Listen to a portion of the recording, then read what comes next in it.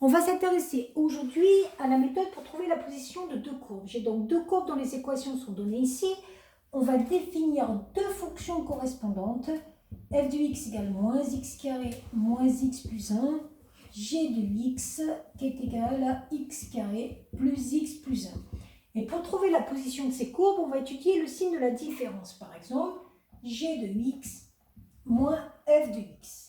Ça donne x carré plus x plus 1 moins x carré moins x plus 1, ce qui donne x carré plus x plus 1 plus x carré plus x moins 1. Et là, je me rends compte qu'il nous reste 2x carré plus 2x, que je peux factoriser sous la forme 2x facteur de x plus 1.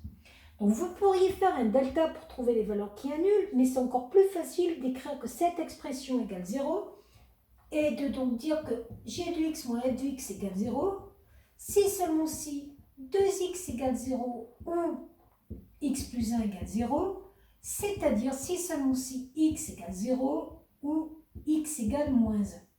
Quand vous allez trouver ces valeurs qui annulent, concrètement, vous allez avoir un tableau deux signes au départ qui va ressembler à ceci. Moins l'infini, plus l'infini, les valeurs qui annulent, moins 1, 0.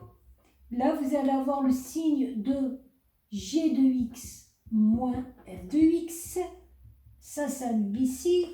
On regarde, c'est une expression du second degré. Le signe de A, c'est 2, c'est positif. Donc plus, moins, plus. Et donc là, vous allez pouvoir parler de la position des deux courbes. Vu que c'est plus, c'est que G est supérieur à F. Ça veut dire que C de G sera au-dessus de C de F. Quand c'est négatif, ça veut dire que C de G sera en dessous de C de F. Et de nouveau positif, c'est que C de G sera au-dessus de C de F. Et à l'endroit où ça s'annule, c'est l'endroit où les deux courbes se coupent. Voilà.